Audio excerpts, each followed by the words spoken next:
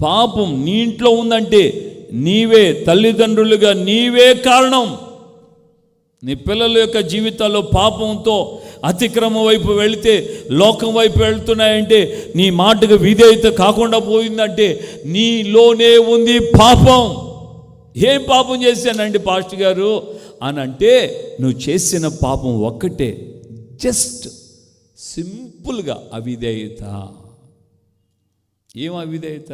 శనివారం ప్రార్థన ఉంది, మా వల్ల కాదులేండి, మేము వచ్చే లోపల అలసిపోతాం, సొలిసిపోతాం, మళ్ళా ఆడ అంతకాలం అంత దూరం కాళ్ళు ఈడ్చుకుంటూ వచ్చేది. రావద్దు.